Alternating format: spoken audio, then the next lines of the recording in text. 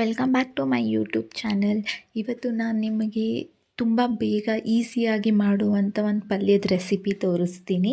ಇವತ್ತು ನಾನು ಮಾಡ್ತಾ ಇರೋದು ಕ್ಯಾಪ್ಸಿಕಮ್ ಪಲ್ಯ. ಇದಕ್ಕೆ ನಾನಿಲ್ಲಿ 4-5 ಕ್ಯಾಪ್ಸಿಕಮ್ ತೊಗೊಂಡಿದ್ದೀನಿ. ನಾನು ಚಿಕ್ಕ ಚಿಕ್ಕದಾಗಿ ಕಟ್ ಮಾಡಿದ್ದೀನಿ. ನಿಮಗೆ ಬೇಕಾದರೆ ಉದ್ದುದ್ದ ಕೂಡ ಕಟ್ ಮಾಡ್ಬೋದು.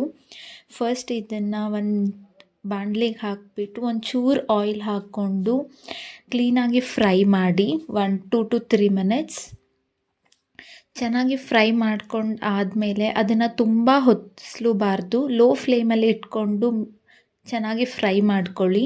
ಅದು ಈ ಥರ ಆಗೋವರೆಗೂ. ಇಲ್ಲಿ ನಾನು 2 ಈರುಳ್ಳಿ ತೊಗೊಂಡಿದ್ದೀನಿ. ಕರಿಬೇವು, ಕೊತ್ತಂಬರಿ, ಸಾಸಿವೆ, ಜೀರಿಗೆ ಮತ್ತು ಉಪ್ಪು ಮತ್ತು ಖಾರ. ಕೊತ್ತಂಬರಿ ಇಲ್ಲಿ ಆಪ್ಷನಲ್, ಬೇಕಂದರೆ ತೊಗೊಳ್ಳಿ, ಇಲ್ಲಾಂದರೆ ಬೇಡ. ಈಗ ನಾನು 2 ಸ್ಪೂನ್ ಆಯಿಲ್ ಹಾಕ್ಕೊಂಡಿದ್ದೀನಿ. ಸಾಸಿವೆ ಜೀರಿಗೆ ಹಾಕಿ ಸ್ವಲ್ಪ ಒಂದು 10 to 15 seconds ಬಿಡಿ. ಇದನ್ನು ನಾನು ಮೀಡಿಯಮ್ ಫ್ಲೇಮಲ್ಲಿ ಮಾಡ್ಕೊತಾ ಇದ್ದೀನಿ. ಹಾಗೆ ಈರುಳ್ಳಿ ಮತ್ತು ಕರಿಬೇವು ಸೊಪ್ಪು ಹಾಕಿ ಚೆನ್ನಾಗಿ ಫ್ರೈ ಮಾಡ್ಕೊಳ್ಳಿ. 1-2 ನಿಮಿಷ ಫ್ರೈ ಮಾಡಿ.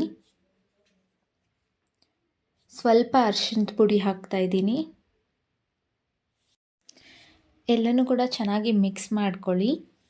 ಎಲ್ಲ ಮಿಕ್ಸ್ ಆದಮೇಲೆ ಇವಾಗ ಫ್ರೈ ಮಾಡ್ಕೊಂಡಿರೋ ಕ್ಯಾಪ್ಸಿಕಮ್ನ ಅದಕ್ಕೆ ಮಿಕ್ಸ್ ಮಾಡಿ ಆದಮೇಲೆ 30-40 seconds ಚೆನ್ನಾಗಿ ಕಲಸಿ.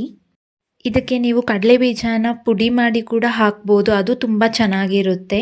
ಇವಾಗ ಎಲ್ಲನೂ ಮಿಕ್ಸ್ ಆದಮೇಲೆ ನೀವು ರುಚಿಗೆ ತಕ್ಕಷ್ಟು ಉಪ್ಪು ಹಾಕ್ಕೊಳ್ಳಿ ಮತ್ತು ಖಾರ ಕೂಡ. ಇಲ್ಲಿ ಖಾರನ ನಾನು 1 ಸ್ಪೂನ್ ಹಾಕ್ಕೊತಾ ಇದ್ದೀನಿ. ನಿಮಗೆ ಖಾರ ಜಾಸ್ತಿ ಬೇಕಂದರೆ ಜಾಸ್ತಿ ಹಾಕ್ಕೋಬೋದು. ಹಾಕ್ಬಿಟ್ಟು ಚೆನ್ನಾಗಿ ಮಿಕ್ಸ್ ಮಾಡ್ಕೊಳ್ಳಿ.